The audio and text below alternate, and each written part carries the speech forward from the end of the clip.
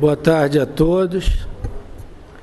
É um prazer dar início ao simpósio Reflexões sobre o Sistema Único de Saúde, o famoso SUS, organizado pelo nosso querido amigo acadêmico Fábio Bicelli Jatene, que eu convido para tomar assento à mesa.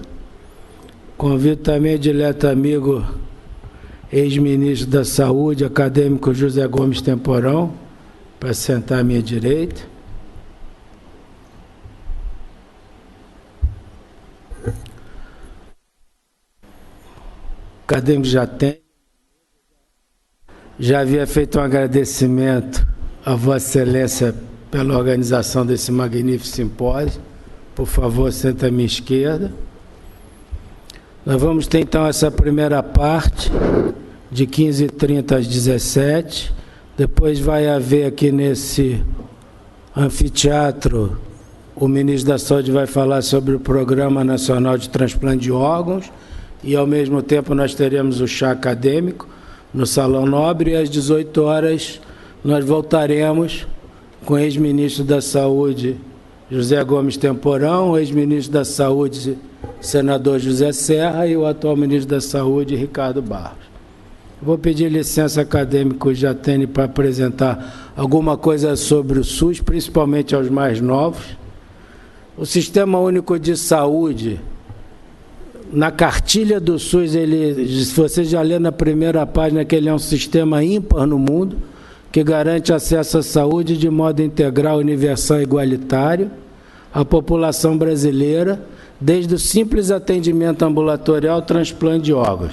Isso, como sendo um sistema único e ímpar, já nos coloca um pouco de apreensão, né? Como que um país como o nosso terceiro mundo pode ter um sistema que não existe em nenhum outro lugar do mundo com mais de 100 mil habitantes. Então, isso que nós vamos querer escutar dos nobres ministros e doutos representantes da administração médica como funcionar.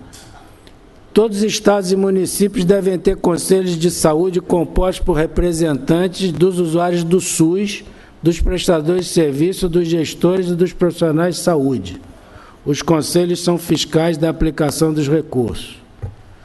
A União é o principal financiador da saúde pública no país. Historicamente, metade dos gastos, nós vamos ver como está isso hoje, é feito pelo governo federal. A outra metade fica por conta de estados e municípios. Então, acho que os estudantes e recém-formados têm que entender o que é o SUS, como isso funciona. A União formula as políticas nacionais, mas a implementação é feita por seus parceiros, que são os estados, os municípios, algumas ONGs e a iniciativa privada, inclusive. O município, na realidade, é o principal responsável pela saúde pública da sua população. E isso tem a maior lógica, porque nós não podemos pensar no Rio de Janeiro e São Paulo, mas temos que pensar em pequenos municípios do interior onde não chega outro poder a não ser municipal. E a partir do Pacto da Saúde, que foi assinado em 2006, o gestor municipal passa a assumir imediato ou paulatinamente a plenitude da gestão das ações e serviços de saúde oferecidos em seu território. Isso já foi na sua gestão, Temporão? Secretário da SAD. O ministro Temporão era secretário de Assistência à Saúde quando foi assinado esse pacto e depois foi ministro, né? Quando, 2007, logo depois, quando o município não possui todos os serviços de saúde, ele negocia com as demais cidades da sua região a forma de atender essa população. Esse pacto também tem que passar por negociação com o Estado. Então, a porta de entrada do sistema de saúde deve ser preferencialmente a atenção básica. E nós estávamos discutindo isso agora lá dentro na sala da presidência. Postos de saúde, centro de saúde, unidade da família, etc. A partir desse primeiro atendimento, o cidadão será encaminhado para os outros serviços de maior complexidade, hospitais e clínicas.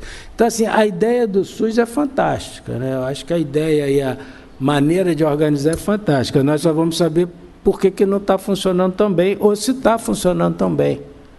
Né? Nós temos um grande expert aqui, que é o acadêmico Temporão. Acho que o idealizador do SUS foi o nosso amigo Ézio, né? Ou um dos que deu o Ezio Cordeiro e o Aroca, né? Então, eu até achei que poderíamos ter chamado o Ezio. Na próxima a gente chama aqui. E também você trabalhou muito próximo deles, né? A dimensão do SUS, isso eu acho que é importante vocês entenderem. O Brasil é o único país com mais de 100 milhões de habitantes que apresenta um sistema de saúde pública integral universal. Quer dizer, qualquer pessoa que chegar no hospital tem que ser atendido. 98% do mercado de vacinas hoje é movimentado pelo SUS. O SUS faz 2,7 bilhões de procedimentos ambulatoriais por ano. É até difícil escrever 2,7 bilhões, né? Você fica contando zero. 4,1 bilhões de atendimentos ambulatoriais por ano. Então, se nós temos uma população de 220 milhões de habitantes, considera que cada habitante deve ter sido atendido várias vezes, né, naquele ano. Então, realmente é um acesso muito amplo. 13,8 milhões de procedimentos de câncer, 9,2 milhões de exames citopatológicos e 4 milhões de mamografias.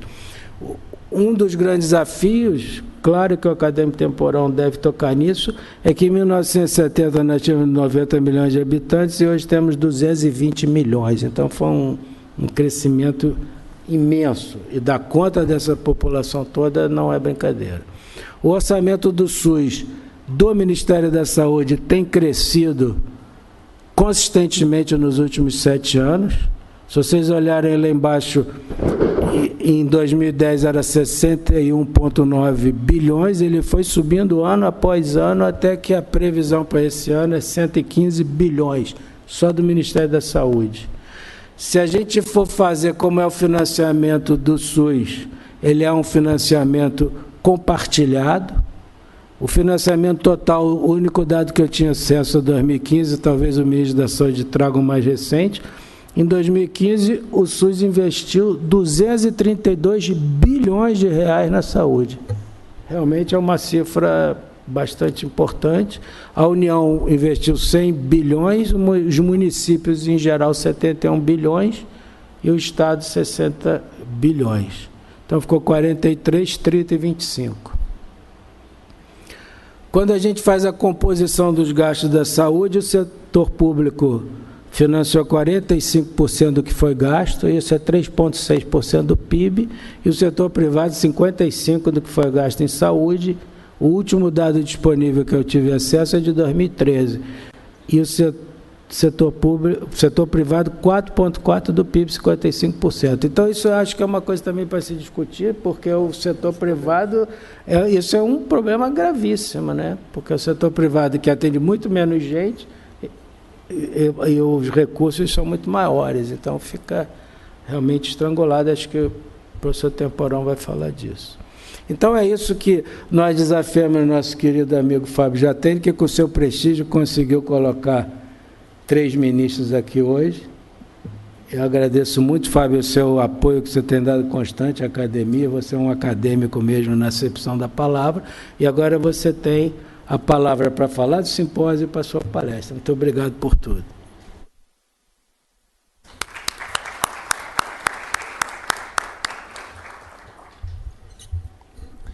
Boa tarde a todos, boa tarde ao nosso presidente Francisco Sampaio, boa tarde ao nosso confrade ex-ministro Temporão, boa tarde a todos os confrades, as minhas senhoras e meus senhores.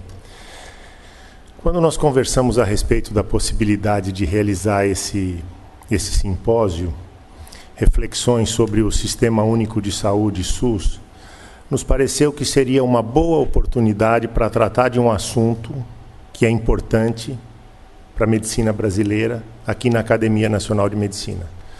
E nos pareceu que a melhor forma de fazer isso fosse através de grandes lideranças que já atuaram na área.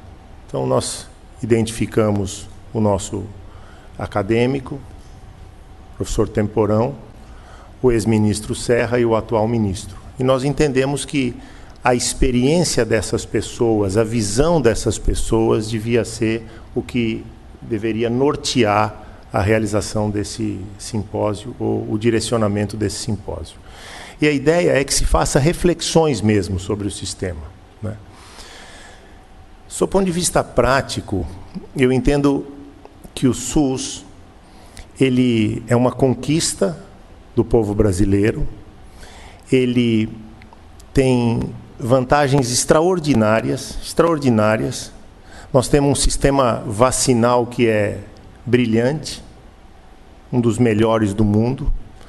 Nós temos um programa de estímulo a transplantes de órgãos sólidos, que é um dos melhores do mundo, talvez o melhor sistema público do mundo. Está aqui o professor Medina, nosso acadêmico, que coordena o maior centro de transplante renal do mundo,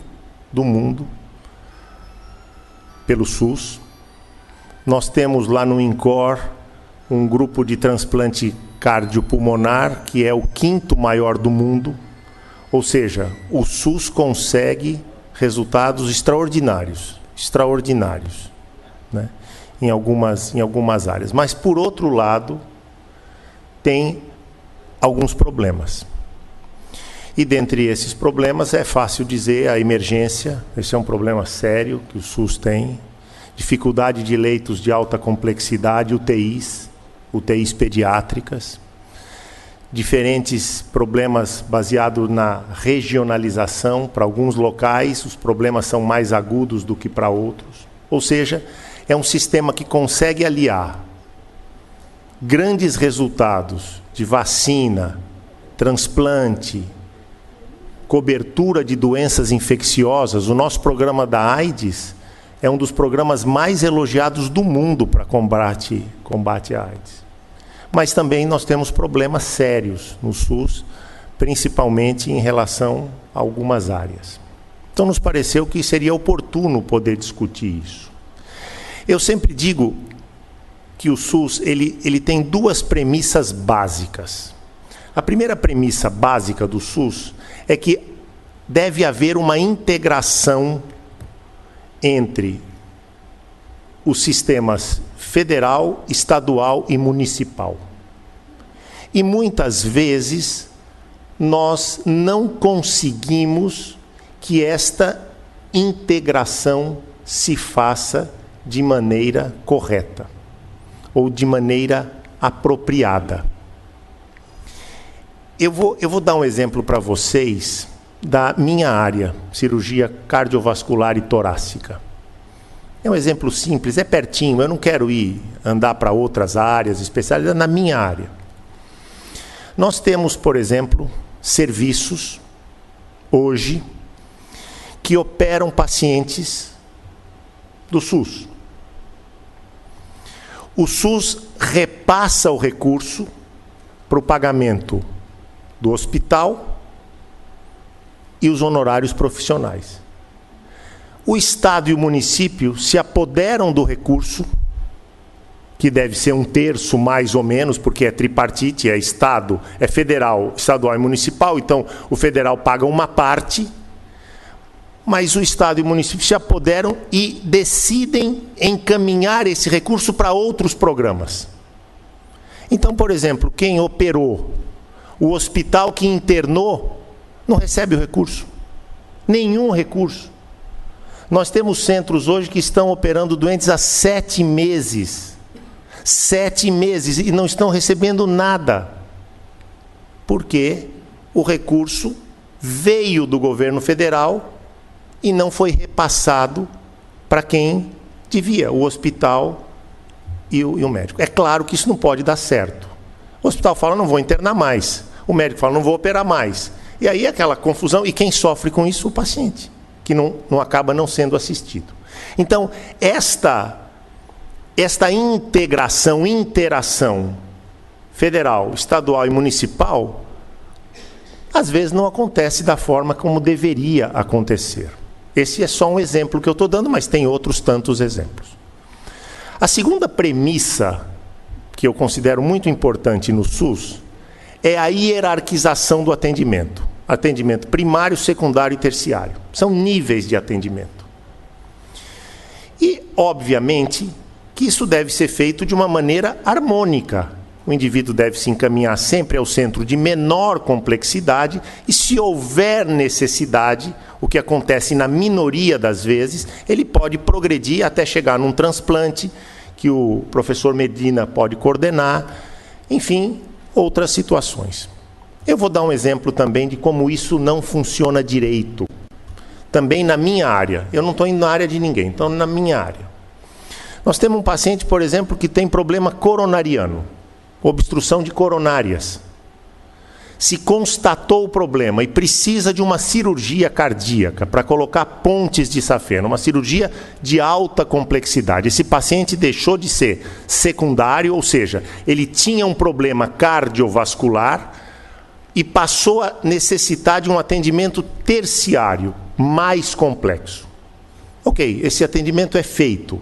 No INCOR, por exemplo, onde eu trabalho, nós fazemos isso diariamente. Eu, pessoalmente, opero pacientes do Sistema Único todos os dias no Instituto, todos os dias. Então, nós operamos o paciente. Se nós resolvemos aquele problema agudo, terciário, de alta complexidade, esse paciente volta a ser um cardiopata, mas tratado. Ele precisa de um atendimento secundário agora. Ele não precisa mais terciário, secundário. Ele precisa ir no ambulatório, medir a pressão, tomar remédios para evitar que a doença progrida, avance e assim por diante. Eu, no sistema terciário, no centro terciário, consigo devolver esse paciente para o sistema? Não consigo. Por quê? Porque ninguém aceita o paciente. Ou seja, ele deixou de ser terciário, voltou a ser secundário e eu não tenho para onde mandar esse paciente. Ou seja, essa integração entre a hierarquização primária, secundária e terciária não ocorre com frequência. Não ocorre com frequência. Então, das duas premissas básicas, federal, estadual, municipal, primário, secundário e terciário, nós temos dificuldade de fazer isso avançar e funcionar direito. Se as premissas básicas falham, nós temos que tomar providência para tentar melhorar o sistema e fazer com que ele funcione melhor. Não adianta só ele ser bom no papel. Ele precisa, de fato, funcionar bem. E eu estou dizendo isso numa cidade como São Paulo, que é onde eu atuo e trabalho e sinto na pele isso diariamente. Nós chegamos no INCOR ao máximo de ter que abrir um ambulatório secundário para poder receber os pacientes que nós tratamos, porque ninguém recebia. Eu devolvia o paciente para o centro que me encaminhou, secundário, e ele devolvia para o terciário. Uma coisa mais complexa ainda. Nós somos um centro terciário. Às vezes chega alguém com dor no peito, que não é de origem cardiovascular, e entra no centro terciário. Ele entra lá no hospital, no pronto-socorro. Olha, eu estou com dor no peito. Mas sua dor no peito é muscular, não é cardiovascular. Esse paciente nunca poderia chegar num centro terciário de peito aberto. Sim, eu vim aqui. Não pode. Ele tem que ir num centro primário, identificar que o problema é muscular, que o problema é osteoesquelético, enfim, o que quer que seja, ser tratado aí. E só chegar num centro de muita qualificação se houver necessidade. Então, na prática, o sistema falha em várias situações. E tem mais um problema. O financiamento do sistema não é simples. Nós somos um país que tem dificuldades financeiras. Nós não temos dinheiro sobrando. Então, esta dificuldade de financiamento cria alguns mecanismos, eu diria, perversos. Por exemplo, o que se gasta na saúde suplementar é aproximadamente 4 vezes o que se gasta no Sistema Único. Ou seja, quem é de convênio tem um financiamento 4 vezes maior do que quem não é. E nós vivemos reclamando de convênio. O convênio é ruim, o convênio é uma porcaria, o convênio demora, o convênio não atende direito. E como é que nós vamos fazer com um sistema que tem um financiamento 4 vezes menor?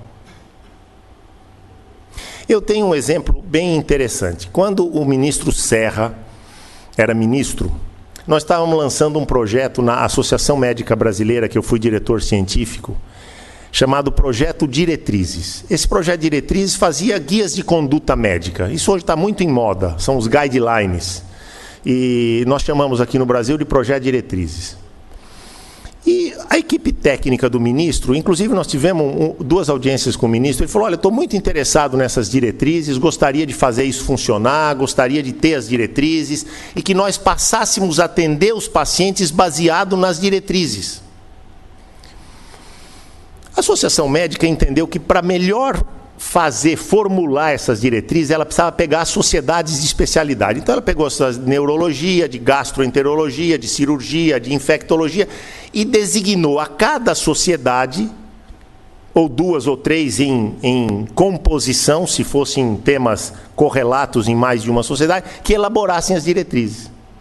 Isso foi feito. Nós fizemos várias diretrizes das doenças mais importantes do nosso meio. Foi uma encomenda do Ministério da Saúde. E, orgulhosamente, nós fomos lá depois de uns meses e levamos as diretrizes. Apresentamos as diretrizes ao Ministério.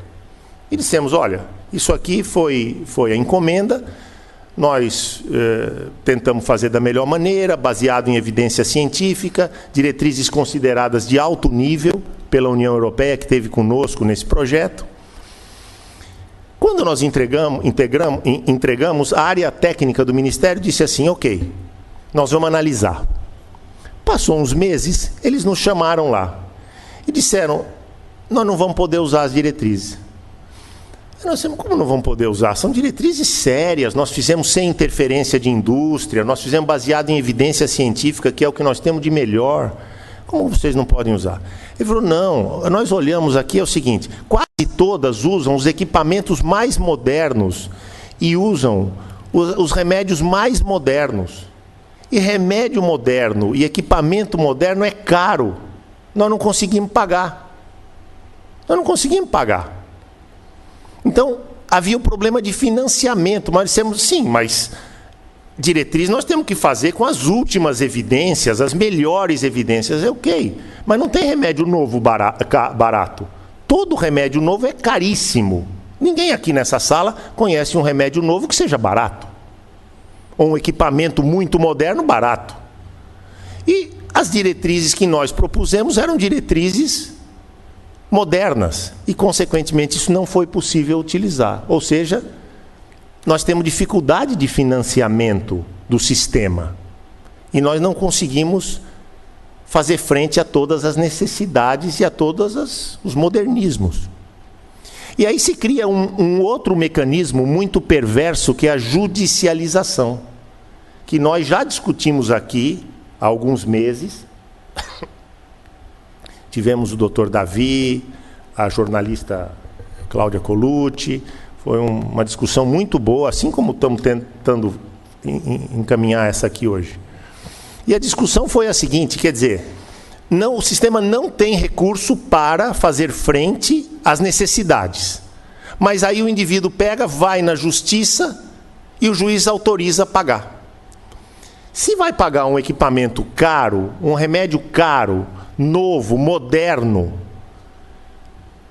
de um recurso que já não existia, vai sobrar ainda menos recurso para fazer o que nós tínhamos dificuldade de fazer.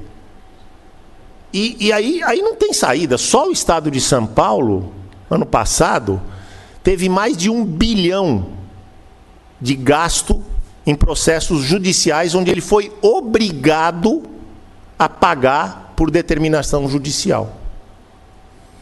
Quer dizer, o sistema não tem recurso suficiente, automaticamente não consegue usar equipamentos mais modernos, mas alguém manda usar em alguns casos.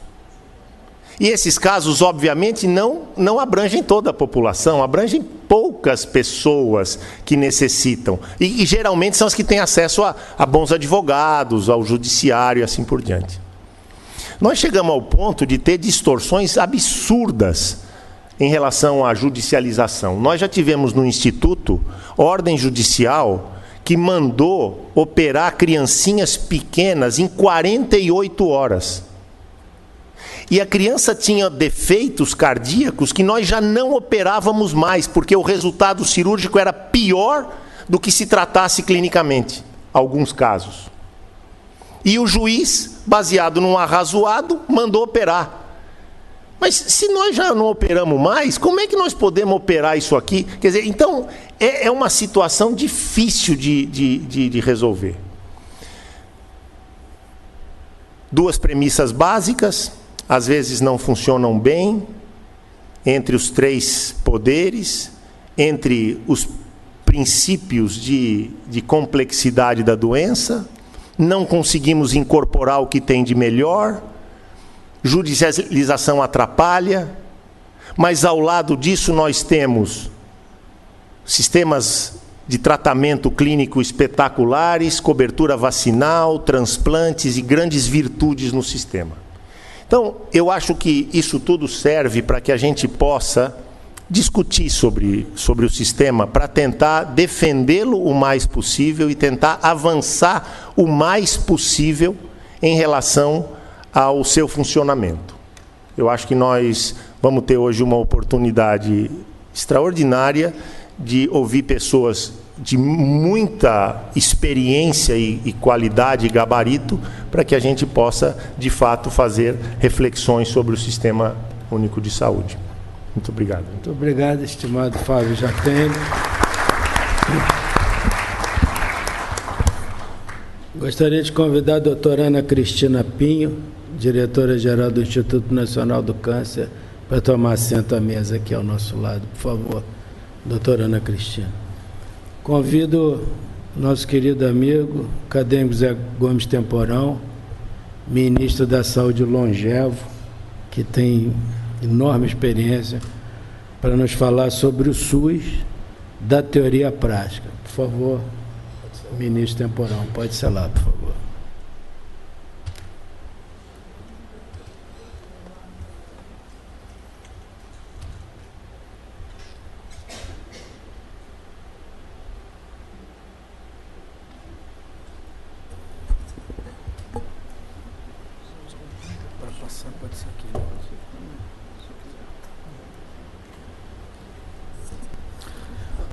Muito boa tarde. Quero agradecer meu querido confrade Fábio Jatene pelo convite. Vamos ter um dia hoje bastante interessante, importante aqui na academia. Uma oportunidade bastante rara, eu diria, de ter também a presença do ex-ministro José Serra e do ministro Ricardo Barros, com a participação de todos os acadêmicos, cumprimentar os alunos, convidados, queridos confrades. Não esperem de mim uma apresentação técnica ou neutra, porque a minha vida pessoal e profissional se confunde com a história de construção do SUS. Então, a minha inserção nesse processo, com certeza, é distinta de outros atores importantes e relevantes, desde o 3º ano da Faculdade de Medicina, que eu me envolvi, ainda na ditadura militar, nesse processo de uma maneira muito próxima, muito intensa. E toda a minha vida profissional foi dedicada à construção desse sistema. O que eu vou tentar apresentar é uma visão bastante abrangente e, evidentemente, destacando algumas questões que eu considero muito relevantes. Acho que o acadêmico Fábio Jatene mostrou coisas muito importantes do ponto de vista do que acontece cotidianamente no dia a dia na rede de serviços. Se nós pudéssemos, por exemplo, dar voz aqui aos pacientes, aos usuários, outros discursos de dificuldades, de problemas surgiriam. Aliás, eu diria que, se fôssemos hoje ouvir dos cidadãos ingleses o que acham do seu sistema de saúde, que é considerado o melhor sistema de saúde do mundo, escutaríamos queixas muito semelhantes, muito parecidas, em outros contextos, evidentemente. E a mesma coisa o que está acontecendo nos Estados Unidos agora, onde o Obama fez uma mudança na política de saúde bastante inclusiva, que incluiu 20 milhões de americanos que não tinham acesso a nenhum tipo de assistência, que agora, com o presidente Trump, se inicia um processo de desconstrução do que o Barack Obama construiu. Bom, vamos lá. O chamado movimento da reforma sanitária brasileira tem suas raízes, suas origens lá na década de 70 do século passado. Na verdade, foi um complexo processo político de luta, onde, ao mesmo tempo que se lutava contra a ditadura, se construía uma nova agenda para a saúde brasileira. Isso tem raízes nos anos 50, com algumas figuras da saúde pública importantes, desenvolvimentistas, Mário Magalhães e muitos outros. Mas nos anos 70, isso ganha forma de um movimento político, né, que, em linhas gerais, defendia a unificação do sistema, até então um sistema fragmentado, a sua democratização, que ele fosse um sistema universal, que atendesse a todos os brasileiros. Olhava também a importância de mudanças estruturais na sociedade, já que a saúde é política e socialmente determinada, o que nós chamamos de determinação social da saúde, e envolveu vários atores, né? No campo da academia, os departamentos de medicina social das faculdades de medicina preventiva, igrejas, sindicatos, movimentos sociais, partidos políticos. E eu quero relembrar que, naquela época, o lema central desse movimento era saúde é democracia e democracia é saúde. O Centro Brasileiro de Estudos de Saúde foi um centro criado por Davi Capistrano e Sérgio Aroca, em 1976, que continua existindo até hoje, publicando a revista Saúde e Debate. Eu fui presidente em 1980. Usava esse termo como um grande gancho para discutir as mudanças estruturais que o Brasil precisava enfrentar. Então, são várias gerações de profissionais, de professores, pesquisadores, de militantes que estão profundamente envolvidos com esse processo. E num país que é o Brasil, né? O desafio da equidade. Imagine o tamanho desse desafio. Um país tão desigual, tão injusto, com tantas dificuldades estruturais, que decide apostar na construção do sistema universal. É uma tarefa, não é para uma geração. Quem é que nos inspirou nessa jornada, né? O que está por trás da ideia, do ideário do SUS? Isso não surgiu do nada, evidentemente.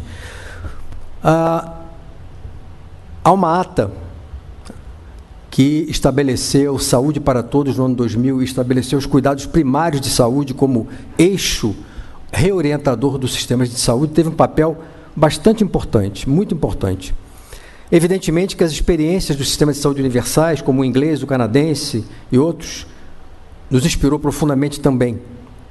Lembro apenas que a Inglaterra o seu sistema de saúde tem o dobro da idade do nosso SUS. Nosso SUS está saindo da adolescência e tentando entrar com grandes dificuldades na idade adulta. Eles já são um sistema maduro. A experiência cubana influenciou também politicamente esse movimento. E eu diria também, lembrando aqui, que não havia, na verdade, muita novidade nisso, né? Nessa visão mais social da medicina, nessa visão mais social da saúde. Isso já havia sido discutido à exaustão na Europa pelos reformistas revolucionários do século XIX, né? O que eles diziam? Eles diziam basicamente que a saúde das pessoas é um assunto de interesse público, da sociedade, e que é obrigação da sociedade proteger e assegurar a saúde de seus membros. E que, por outro lado, que as condições sociais e econômicas têm um impacto fundamental sobre a saúde e a doença. Isso foi discutido no século XIX, né? E tanto que o Virchow, em 1848, cunhou essa frase antológica, né, e provocadora, que é: a medicina é uma ciência social e a política nada mais é do que medicina em grande escala, não é? Quer dizer, radicalizando essa visão social de que, sem discutir as questões sociais e políticas em saúde, não chegaremos a lugar algum. O que nós tínhamos, então, no início dos anos 80, no finalzinho da ditadura militar, era um sistema fragmentado, onde nós tínhamos 3 categorias de brasileiros: os muito ricos, que pagavam diretamente pela assistência médica, pela assistência à saúde; os brasileiros formalmente inseridos no mercado de trabalho, que tinham proteção do INAMPS, da Previdência Social, e a grande maioria da população que era atendido pela filantropia e pela caridade, sejamos honestos, morriam sem nenhum tipo de atendimento. Essa era a realidade do Brasil no início dos anos 80. E o que se construiu na 8ª Conferência Nacional de Saúde, depois no capítulo de saúde da Constituição, é um sistema como uma saúde como direito universal, como dever do Estado, unificado, descentralizado para estados e municípios, operado através de um mix público-privado, onde as entidades filantrópicas eram e continuam sendo fundamentais, né? E com participação social em todos os níveis. Foi uma ruptura, né? Então, quem não viveu aquele momento, que está agora aprendendo nos livros, é bastante diferente de quem viveu o processo. Foi uma ruptura radical do que havia antes. E isso significou uma reestruturação do sistema de saúde extremamente complexa, de um sistema autoritário, centralizado, privatista, para um modelo de participação social descentralizado.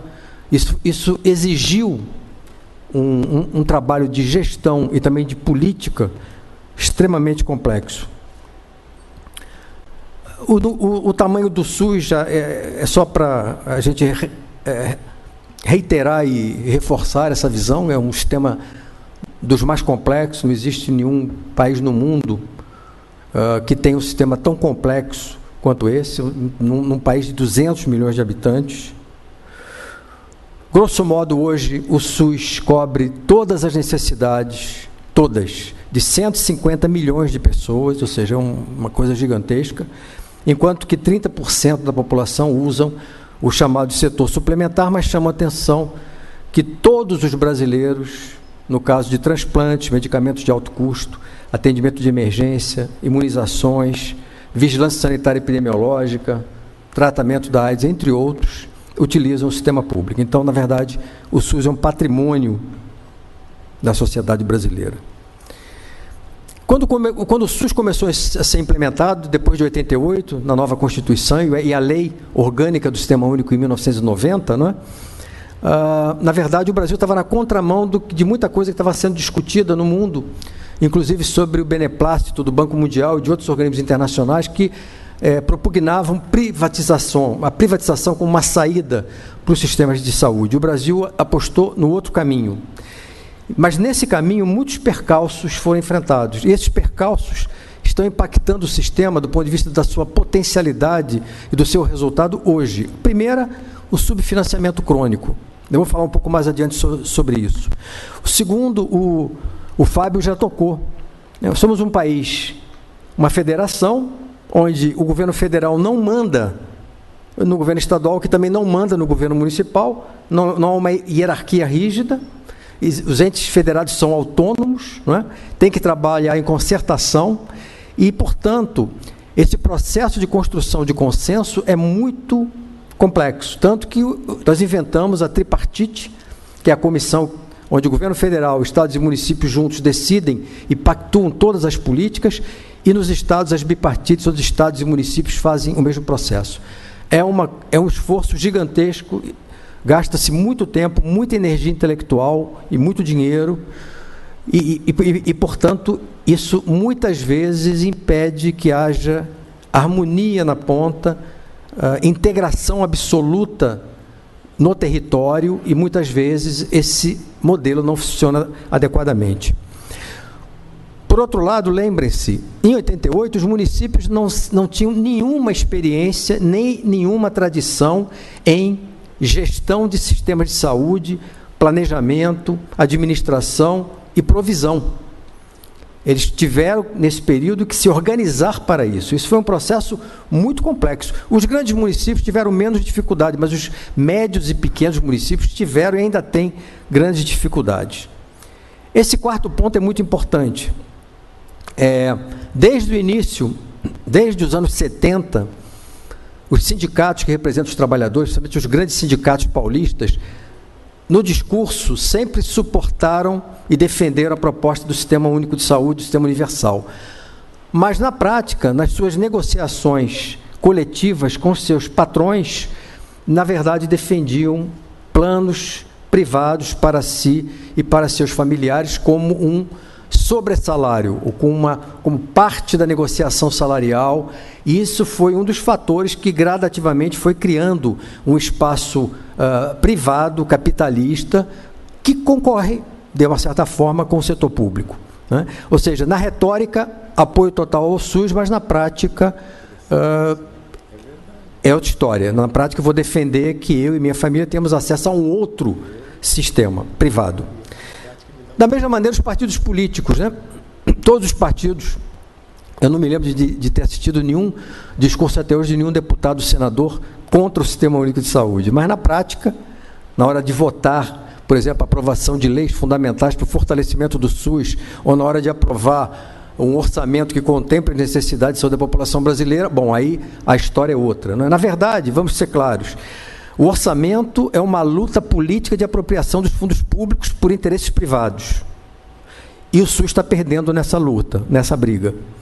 Porque ainda não está claro, e vou falar disso adiante, nós não conseguimos, ao contrário dos ingleses, que já conseguiram isso, construir uma consciência política de que o sistema universal é o melhor sistema para um país em desenvolvimento como o Brasil. E os governos, de todas as matizes ideológicas, à esquerda ou à direita, sempre fortaleceram o setor privado em detrimento do setor público. Por outro lado, é inegável as gigantescas conquistas que nós conseguimos durante esses 20 e poucos anos. Não é? Algumas marcas, né, o Programa Nacional de Imunizações, chamar a atenção, o PNI hoje não é apenas o melhor sistema de imunização do mundo, ele é também, foi ele que permitiu a construção de uma capacidade de produção de vacinas brasileira, que hoje produz 95% das vacinas que nós usamos no PNI, através de acordos de transferência de tecnologia com empresas multinacionais. Isso começou nos anos 80, Programa Nacional de Autossuficiência em Imunobiológicos. O Programa de Saúde da Família é o único programa de atenção primária do mundo que cobre mais de 100 milhões de pessoas. Não existe nenhuma outra experiência. O Programa de AIDS, de transplantes, o SAMU, a criação da Anvisa, dos genéricos, a reforma psiquiátrica, muito criticada, tem dificuldades e problemas, mas fechamos os manicômios e hoje temos uma rede comunitária de atendimento das pessoas que têm sofrimento psíquico. E o complexo industrial da saúde, que eu vou falar um pouquinho à frente, que é a dimensão econômica da saúde. A Barbara Starfield, olha, ela falou isso em 1996, né? Sistemas de saúde com uma forte base de atenção primária têm melhores resultados e garantem mais equidade. Nós ainda estamos no meio desse processo. O PSF hoje cobre alguma coisa em torno de 110, 120 milhões de pessoas. Vejam como é que foi a evolução de 2002 até 2014. Quanto mais azul, mais equipes da família em todo o país. Nós tivemos também eventos chaves durante esse caminho, né? Como eu já falei, o apoio sindical na retórica, mas na prática fortalecendo o setor privado. Esse segundo ponto é muito importante, né? Toda hora sai editorial no jornal, nos grandes jornais, no Globo e tal. O SUS é muito importante porque ele atende os pobres. Nós não construímos o SUS para atender os pobres. O SUS foi pensado para atender a todos. Então, sistemas de saúde pensados para atender os mais pobres serão sistemas de saúde pobres e frágeis, né? A perda dos recursos da Previdência em 1990. Em 1990, Antônio Brito era ministro da Previdência, e qual era a lógica? É que os recursos do então INAMPS fossem transferidos junto com o INAMPS para o Ministério da Saúde, mas não. Os recursos do INAMPS foram incorporados ao Caixa da Previdência Social e o Ministério da Saúde ficou sem os recursos da Previdência. Então, o SUS já nasce drasticamente subfinanciado. Em 2007, a perda da CPMF, que hoje seria alguma coisa em torno de 50 bilhões de reais, e a emenda que foi aprovada no final do ano passado, a PEC 55, que com certeza terá um impacto negativo muito importante no financiamento do setor. Ou seja, o SUS é um sucesso como macroestratégica para impactar os indicadores sanitários, expectativa de vida ao nascer, mortalidade infantil, mortalidade por doenças crônicas. Como diria Sérgio Aroca, né, ele faz parte do processo civilizatório da sociedade brasileira, e eu disse já algumas vezes que sem o SUS hoje nós viveríamos uma situação de barbárie social. Mas apesar desses incontestáveis avanços, a população reclama do acesso, da qualidade, do tempo de espera, de desumanização, de descoordenação. E em 10 anos, essa é a realidade, a cobertura do setor de planos de seguros aumentou de 20% para cerca de 30% da população brasileira. Agora, alguns dados importantes, né? Em 2013, essa é uma pesquisa da PNAD, do IBGE. Não são essas pesquisas fajutas, onde alguém te encontra na rua, bota o microfone na tua frente e pergunta: o que você acha do SUS? Você tem que responder em 10 segundos, né? Essa aqui, as pessoas ficam horas entrevistando a família, né? 30 milhões de pessoas em 2013 procuraram atendimento à saúde nas 2 últimas semanas. 30 milhões. Dessas, 97% foram atendidas. Dos que não conseguiram atendimento, apenas 3% não conseguiram ser atendidas, 40% é que não havia médico e 32% não havia vaga ou senha. Ou seja, a capilaridade do sistema que foi incluído, eu não estou me referindo à qualidade aqui, nem à resolutividade, eu estou me referindo a acesso. Foi impressionante como se ampliou o acesso a uma população que antes era totalmente desprovida de qualquer acesso. Mas o SUS está perdendo. Por quê? Porque antes da unificação, os recursos públicos financiavam praticamente 70% dos atendimentos. E em 2008 só financiaram 56%. Isso está sendo reduzido gradualmente. Aumenta a participação do setor privado. Entre 81 e 98, o volume dos atendimentos financiados pelos planos cresceu 466%. E o Estado brasileiro, todos os governos, de alguma forma ou de outra, fortalecer esse processo. Eu quero... Alguém arrumava um copo d'água, por favor? Rapidamente, de destacar que qualquer sistema de saúde, principalmente num país em desenvolvimento como o Brasil, tem 3 grandes desafios, né? São 3 dimensões onde a questão da sustentabilidade é fundamental. Sem isso, não se vai à frente. É a sustentabilidade econômica, tecnológica e política, né? Do ponto de vista da sustentabilidade econômica, não é?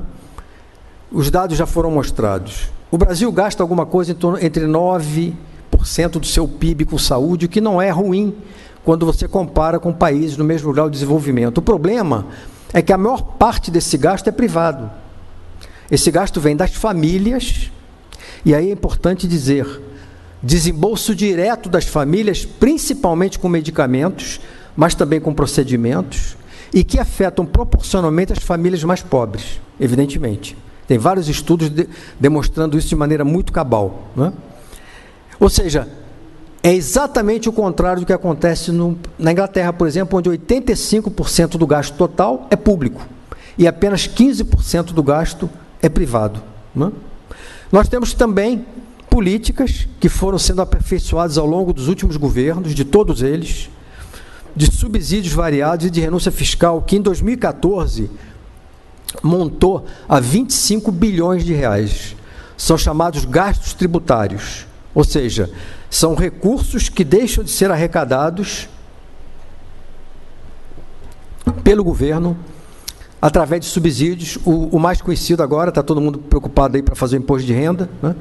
Onde as famílias de classe média que gastaram com médicos, dentistas, laboratórios, planos de seguros podem abater integralmente esses gastos do seu imposto de renda devido.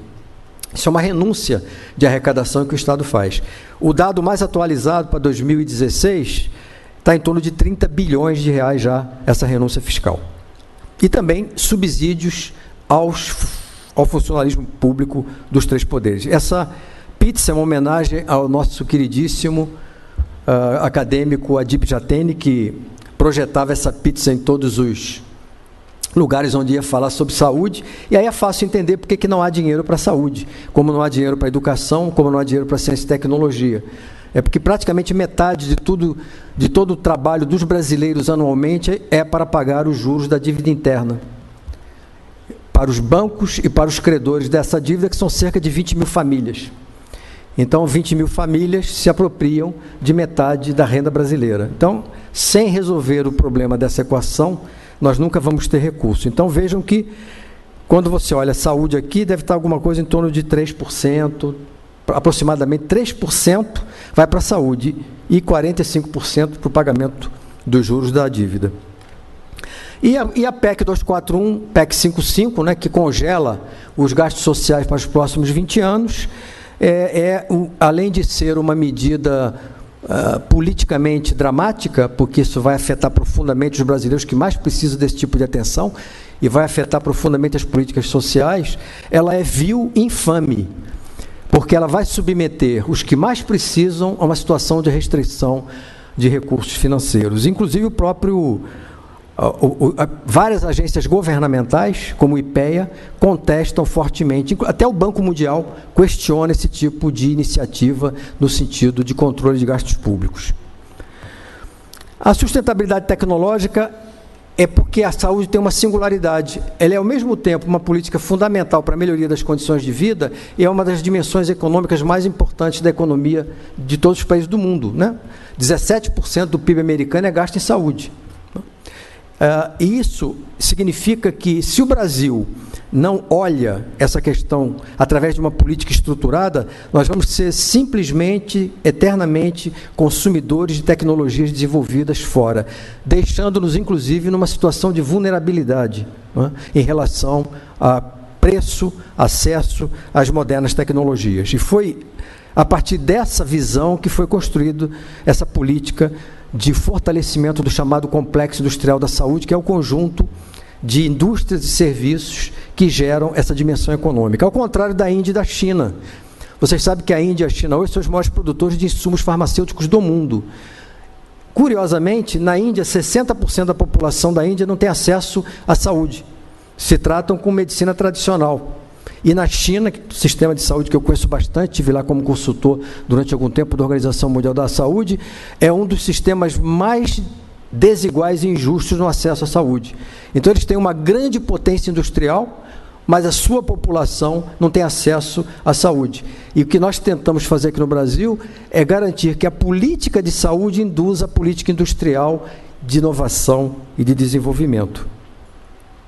Ou seja, a saúde tem que ser vista, portanto, como fator fundamental de desenvolvimento e não apenas de gasto, como muitas vezes uma certa visão que está presente no governo, no Congresso Nacional, vê. Não é? O desafio, portanto, é como articular a lógica da dinâmica econômica com a lógica sanitária, com a lógica da saúde pública. E em que se baseia essa visão? Nisso. 10% dos trabalhadores qualificados do país trabalham na área de saúde. São 12 milhões de trabalhadores diretos e indiretos. 23% do esforço nacional em P&D está na área de saúde. E a saúde trabalha com plataformas críticas das tecnologias do futuro. Biotecnologia, química fina, equipamentos, telemedicina, nanotecnologia, novos materiais. E aí o poder de compra do Estado é fundamental. A Inglaterra fez isso no passado, a França fez, os Estados Unidos fizeram e fazem, né? E o Brasil tem que fazer e começou a fazer. 35% do mercado total de medicamentos é público no Brasil e 90% do mercado das drogas de alto custo. 95% das doses de vacina são compradas pelo PNI. Metade, mais ou menos, do mercado de equipamentos é público. 60% dos testes para diagnóstico é público.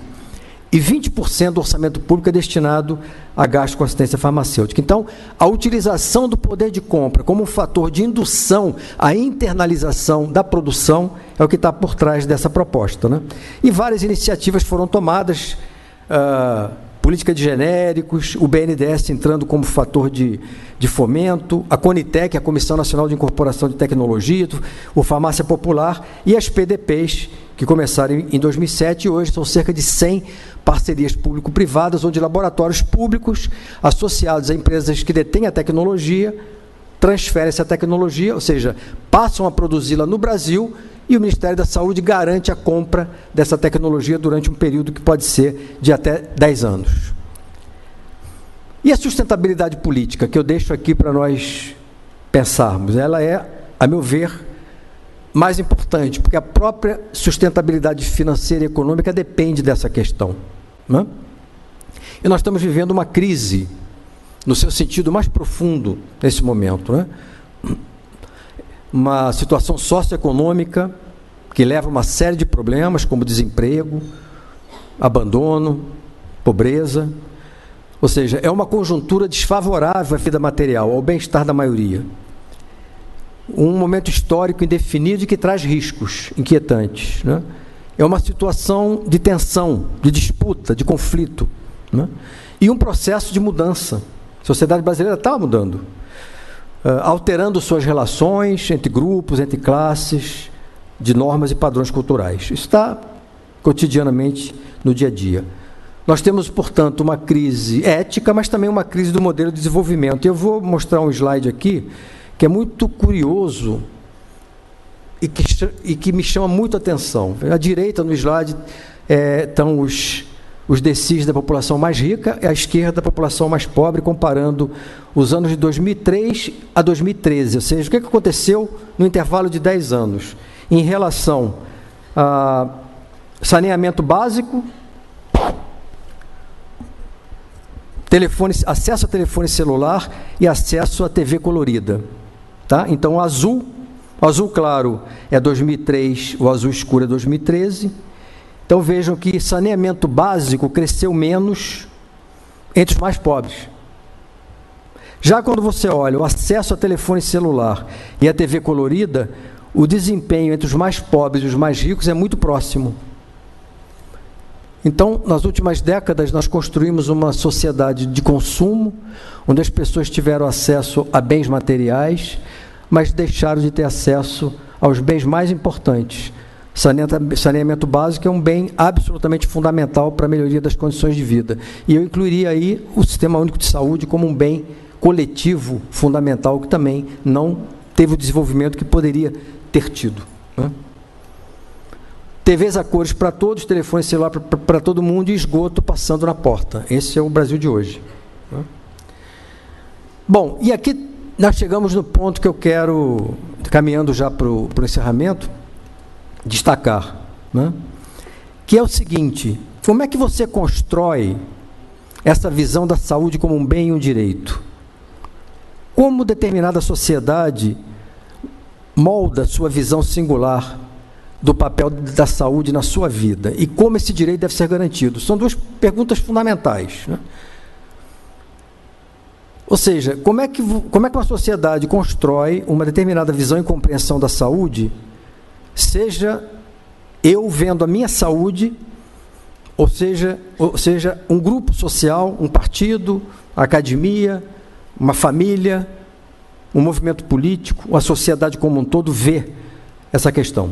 E como é que isso pode levar a distorções ou não. Hoje nós temos uma disseminação de uma visão da saúde privada como parte do processo de ascensão social. A Folha de São Paulo, alguns anos atrás, fez uma pesquisa perguntando para a população o que para eles significaria melhorar de vida. Então, era ter uma casa, um carro e um plano de saúde.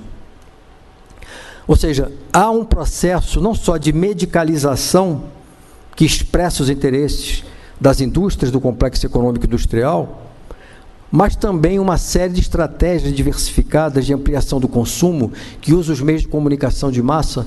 É muito comum, quem vê televisão ainda, os mais jovens estão vendo cada vez menos, parabéns, mas aparecer propaganda de plano de saúde, aparecem aqueles hospitais maravilhosos, aquelas UTIs percorrendo os céus do Brasil, levando pacientes de um lado para o outro. Só que quando o contratante desse plano deixou de ler nas entrelinhas do seu contrato que aquilo só acontece em determinadas situações, apenas para o plano platino e não para o plano mais barato, aí ele cai na real. Ou seja, há uma construção política, há um movimento político em setores da sociedade de desqualificar o SUS como um bem coletivo fundamental para o futuro do Brasil e de indução a de que o setor privado, a privatização do sistema, é uma saúde melhor. Ou seja, é o predomínio de uma narrativa que busca hegemonia. E, evidentemente, isso acaba sendo fortalecido, por exemplo, quando a população, no seu cotidiano, se depara com problemas de acesso, tempo de espera, má qualidade. Isso acaba reforçando essa visão crítica e desqualificando o serviço público. Ou seja, eu sustento que há no Brasil hoje um processo de deseducação continuada voltada para o consumo irresponsável de tecnologia médica e que passa uma determinada visão da saúde e da assistência. Impactou tanto que caiu a luz aqui. Estão me ouvindo? Então, né? Tá? Beleza. Então, essa visão, esse processo de deseducação passa uma visão alienada da saúde para a sociedade, distorcida. Para encerrar, enquanto o sistema se recupera, e para o nosso debate, nós temos, portanto, hoje, 2 projetos em conflito da sociedade brasileira. O projeto do SUS universal, integral, equitativo, financiado com recursos do orçamento fiscal, ou seja, financiados com recursos da sociedade brasileira, para todos, sem qualquer distinção. Esse é o projeto, que tem suas raízes aí nesse processo político todo que eu mostrei. E que continua vivo, por exemplo, nos milhares de trabalhadores que cotidianamente dão sustentação a esse sistema. Esse projeto está em conflito com um outro projeto, que está vivo também, que é o do fortalecimento progressivo do setor de planos de seguros privados, sustentado em política de subsídio ao mercado e de renúncia fiscal, baseado no falso discurso de que o Estado não tem capacidade financeira de sustentar o financiamento do SUS. O exemplo mais concreto é o plano, a proposta do ministro da Saúde, Ricardo Barros, que estará aqui daqui a pouco, dos planos de saúde populares. Eu vou dizer isso para ele quando ele estiver aqui mais tarde. Essa proposta, ela se colocará ao lado do plano Leonel Miranda, durante a ditadura militar, de privatização do sistema, e do cheque consulta famigerado dos anos 80. É uma proposta, é uma aberração do ponto de vista técnico, político, conceitual, essa proposta. E essa proposta hoje está sendo defendida pelo Ministério da Saúde. Essa nós não queremos. É isso, um grande abraço, boa tarde. Muito obrigado. Muito obrigado, acadêmico Temporão. Queria convidar meu amigo Paulo Gadelha, professor Paulo Gadelha, foi presidente da Fiocruz 8 anos, para tomar assento aqui à mesa de discussão, por favor, Paulo. Você tem muito a colaborar, falando da sua experiência na Fiocruz e nesse Programa Nacional de Imunização. Por favor, aqui à esquerda.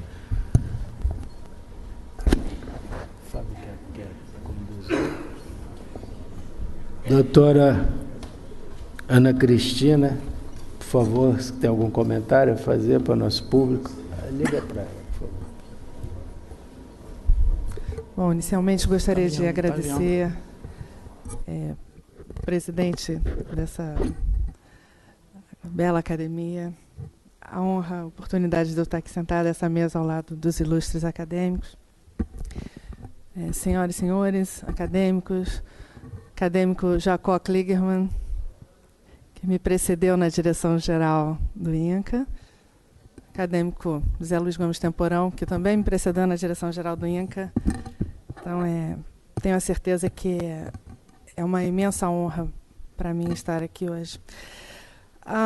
Eu assumi a direção-geral do INCA em outubro de 2016 e me deparei com uma bela instituição que é fruto da gestão, quer dizer, dos meus antecessores, mas uma instituição que, ao mesmo tempo que continua uma ilha de excelência, me passa a sensação real de que, e eu vim da assistência, diretamente da assistência, a sensação exata do que talvez seja o SUS. É um modelo que, na teoria, funciona melhor do que na prática, que poderia ser muito mais eficiente se tivesse uma base realmente focada na eficiência. Um dos imensos problemas, eu acho que o Rio de Janeiro é o epicentro dessa ineficiência na proposta do SUS como modelo de funcionamento em rede, e se nós considerarmos que o município é o gestor pleno do SUS, aqui no Rio de Janeiro a gente vive assim, uma verdadeira aberração de funcionamento e causa muita espécie como um sistema desse perdurou. Bem, estou dando a luz aqui. Como um sistema dessa forma pôde perdurar até 2017.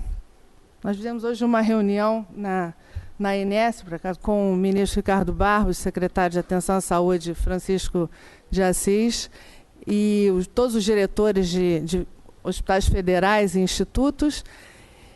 E nós constatamos diariamente como é ineficiente esse modelo. Então, quando se fala em financiamento da saúde, em subfinanciamento, ok, mas antes de se falar em suplementação orçamentária, em aumento do financiamento, eu acho que precisa ser saneada.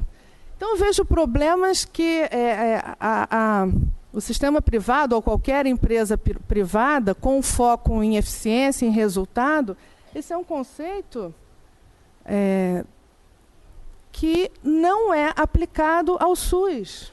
Então, hoje eu vejo na minha instituição, que é uma grande instituição, e apesar disso, eu constato problemas assim, básicos de gestão que em qualquer ambiente privado eu estou sendo absolutamente franca, que como eu costumo ser, quem me conhece sabe disso. Em qualquer ambiente privado, isso seria impensável. Por exemplo, a ausência de rastreabilidade do que é consumido na instituição. Nenhum dos hospitais tem essa rastreabilidade. Então, a pergunta básica, eu não sei efetivamente quantas doses, quantos frascos daquele determinado medicamento foram realmente utilizados no meu paciente. Nós não temos esses números. Aliás, nós temos pouquíssimos números, mesmo numa instituição como o INCA. Então, isso é custo, isso é desperdício. Então, isso eu disse lá, eu recebi a instituição com uma solicitação de suplementação orçamentária, e eu disse não. Ainda mais no momento em que o país está vivendo. O senso de responsabilidade nos chama a um posicionamento de tomada de consciência em relação à realidade do custo, porque é um custo muito alto. E antes de solicitar suplementação orçamentária, eu preciso sanear a situação, diminuir o desperdício, fechar os ralos, que são fruto da ineficiência do sistema. Então, não é porque é público que precisa ser ineficiente, muito pelo contrário, justamente por ser público, precisa ser eficiente. E, na minha concepção, e na de muitos, com certeza, a eficiência ela precisa vir atrelada a alguns novos modelos de gestão, inclusive de gestão de pessoas, porque nenhuma instituição, nenhum processo funciona, consegue ser eficiente sem pessoas. E o modelo de gestão de pessoas na saúde, especialmente na área assistencial, precisa ser revisto à luz da realidade. E um outro grande problema é a judicialização. Então, num sistema hoje em que o câncer, aí puxando a brasa, não para minha sardinha, mas para a realidade mundial do avanço, do aumento, assim, em progressão geométrica da prevalência do câncer, como hoje é a segunda maior causa de mortalidade no mundo, com tendência a superar as causas de origem cardiovascular, o custo, a oncologia está associada a um custo crescente e absurdo, e que quebra o sistema, e vai quebrar o sistema. E, no entanto, aqui, no Brasil, um sistema judiciário que ainda não se posicionou em relação a isso, e que precisa ser discutido à luz da realidade. Quem vai financiar esse sistema? A classe média está quebrada, o desemprego assola, o país está numa situação dramática financeira em que os recursos precisam ser recontingenciados, sem populismo, sem conversa fiada, mas dentro da realidade, propondo um modelo de saúde realmente eficiente. E eu posso garantir hoje, na gestão, não o é. Esse sistema está muito longe da eficiência. Então, inclusive, o judiciário precisa se posicionar. Um sistema de saúde, como, por exemplo, a Inglaterra, não aprova. Então, hoje vem uma grande luta entre quem está na ponta, o profissional da ponta, que frente a frente com o doente, e se vê num desafio, diante daquela pergunta do doutor, mas o meu caso, se não tem nada, não tem nenhum medicamento que possa resolver o meu problema. Tem aquele que custa $10 mil a dose, e o custo individual por paciente vai sair R$3 milhões ano por paciente. e nós temos uma lista de 90 pacientes. Isso quebra o sistema. Como resolver isso? Como um médico do SUS vai, com tranquilidade, na minha concepção, prescrever um medicamento desse e orientar o paciente a procure o juiz de plantão e consiga um mandado judicial para obrigar a instituição a comprar esse medicamento, porque você tem direito a esse medicamento? Assim, o direito, nesse momento, é um assunto delicadíssimo, que envolve bioética, valores individuais da sociedade, enfim, mas que precisa ser discutido à luz da realidade, especialmente da realidade financeira do nosso país. E esse é um problema que não quebra só o sistema de saúde do nosso país, quebra o sistema financeiro de qualquer país. Então, são muitos os desafios, e eu acho esse fórum de discussão com uma temática desse tipo SUS é premente esse tipo de discussão. É fundamental.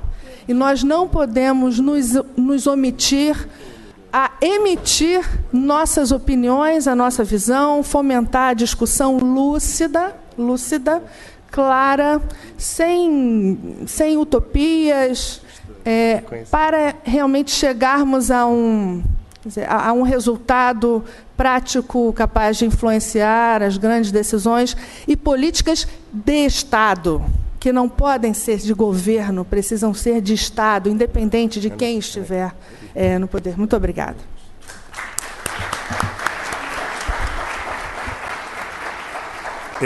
Eu agradeço o posicionamento da doutora Ana Cristina Pinho, seus comentários, e eu queria passar a palavra ao doutor Paulo Gadelha também para fazer algumas rápidas observações a respeito do assunto. Obrigado, acadêmico Fábio Jatene. Também agradecer ao presidente, teve que se ausentar. E eu diria que serão muito breves, né? Porque essa discussão, há algum tempo atrás, uma publicação da Fiocruz, o Hades, né? Ele analisando a questão do SUS, ele fez uma imagem que era a imagem de um copo meio vazio e um copo meio cheio, né? Então, na verdade, qualquer análise, né, que tente idealizar e pensar, né, o sistema entre o seu ideal e a sua realidade, ela vai demonstrar aquilo que o acadêmico Fábio Jatene nos disse. Quer dizer, são sucessos extremamente significativos, né, em todos esses campos já citados. Eu diria até também que a própria Fiocruz é um caso de sucesso do SUS, né, e a gente encontra a todo momento exemplos onde a existência de um sistema, né, que é capaz de chegar à ponta de cada cidadão brasileiro, ao mesmo tempo lastreado em processos de íntima conexão com o campo da ciência e tecnologia, ele demonstrou agora muito, um período muito recente, né, a sua enorme potência e significado. E aí eu me refiro às palavras da doutora Margaret Chan, no momento que ela esteve na Fiocruz, fazendo depois uma coletiva para a imprensa, e hoje nós estamos vivendo a tripseptemia, basicamente a questão do Zika, e ela falava com toda a convicção de que a possibilidade de superação e avanços com relação a esse grande desafio que se tornou a emergência sanitária internacional passava pelo Brasil. E passava pelo Brasil por duas razões. A existência no sistema de ciência e tecnologia e uma competência já bastante significativa, e a existência do SUS. Porque foi lá na ponta, num tratamento, na percepção do que estava acontecendo, né, entre obstetras, pediatras, né, que tem também a visão de integração com o campo da ciência e tecnologia, que nós começamos a diagnosticar e enfrentar em todas as dimensões, do serviço, da pesquisa, do desenvolvimento, daquilo que o Temporão falava com relação a essa interface entre sistemas, desenvolvimento tecnológico, complexo econômico e produtivo da saúde. Então, eu não vou me alongar, até porque não seria esse o lugar, né, em que eu estaria desenvolvendo, para além daqueles que têm a experiência extremamente ampla e relevante, como é o caso também do ex-ministro Temporão. e dizer que a pergunta que nós temos que fazer é se os valores, o desenho, aquilo que é colocado como bem público e que está manifestado no desenho do SUS, vale a pena para que a gente tenha todas as nossas energias de natureza política, todas as nossas energias da capacidade organizacional, toda a nossa energia de dar as condições de sustentabilidade, inclusive pelo lado também da ciência e tecnologia, mereça o esforço nacional como uma prioridade fundamental. E, para encerrar, eu queria lembrar que essa equação entre saúde e desenvolvimento, e modelo de desenvolvimento, que ela é central em um desenvolvimento sustentável, onde a saúde se coloca não só como um valor, mas como uma condição de indução do desenvolvimento, ela está presente nos grandes nomes nossos, inclusive na matriz que originou todo o processo da Fundação Oswaldo Cruz. Ali foi que começou a trabalhar muito essa ideia de que a saúde era essencial para pensar o modelo de desenvolvimento do país, o modelo de organização do Estado brasileiro. Então, eu teria que agradecer e dizer que esse convite inesperado aqui para fazer alguns comentários, eu vou estar acompanhando muito de perto esse momento maravilhoso de ter a possibilidade de tantas pessoas significativas e dois ex-ministros, ministros, se encontrando para refletir uma questão fundamental para o nosso país. Muito obrigado, professor Gadelha. Passo novamente. Algum acadêmico quer fazer algum comentário nesse momento? Nós temos 4 minutos. E depois nós vamos voltar às 18 horas com mais tempo para discussão. Acadêmico Omar da Rosa Santos, 2 minutos.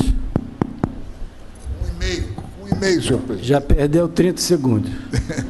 Senhor presidente, senhores acadêmicos, senhores convidados, senhora diretora do INCA, eu gostei de ouvir as suas últimas palavras, quando a senhora disse que a solução não reside numa questão de governo, porque governo é uma coisa transitória.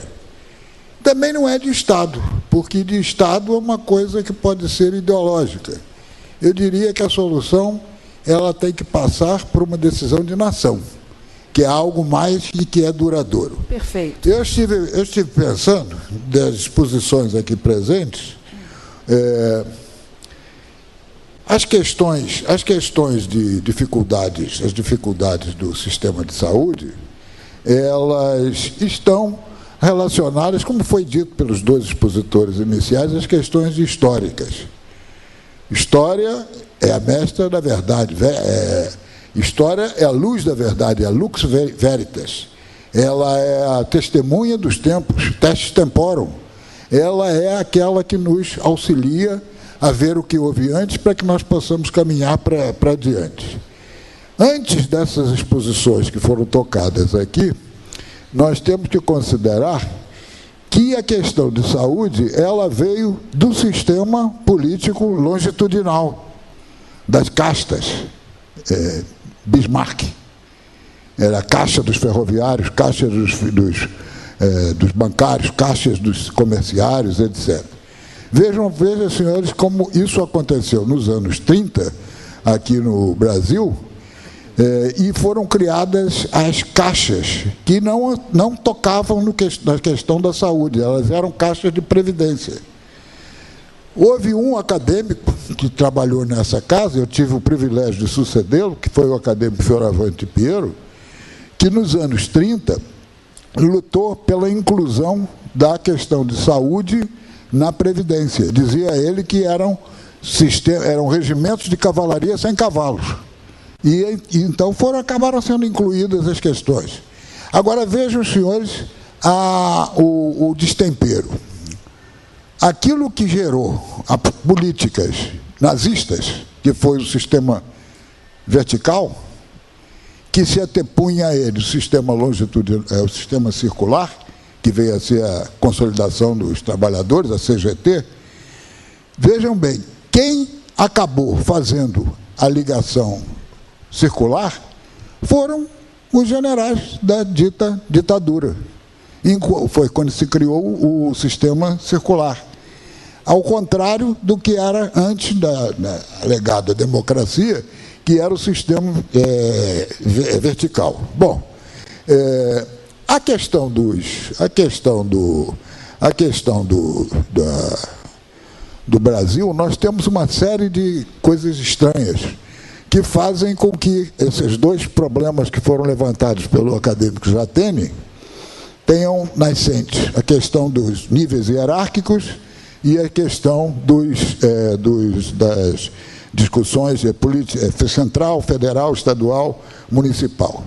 Vejo, senhores, que nós vemos no nosso país atualmente, como sempre vemos, um executivo que não executa. É um executivo que legisla através de medidas provisórias. Nós temos um legislativo que julga através das comissões parlamentares de inquérito. E nós temos um judiciário que executa através das sentenças. Então, vejam que confusão nós vivemos. Querido acadêmico, para encerrar, eu sei que eu já vou ultrapassando o meu tempo, tinha a opção de outras coisas a dizer, mas vou resumi-las numa frase que me parece ser a solução, que foi trazida pelo pai de um dos acadêmicos de hoje, que é pelo pai do acadêmico Fábio Jatene. Saúde tem que ser retirada do rol dos gastos e passado para o rol dos investimentos. Foi o que você mostrou numa figura ali, sem chamar muita atenção para isso. Muito obrigado. Muito obrigado, acadêmico Omar. Nesse momento, nós encerramos a primeira fase do simpósio. Eu convido a todos para um lanche aqui no nosso Salão Nobre. Agora o ministro da Saúde vai apresentar nesse auditório para a imprensa os resultados do programa de transplante de órgãos geral do Brasil. Quem quiser assistir está franqueado, senão vamos esvaziando o salão, por favor, para começar os trabalhos. Obrigado.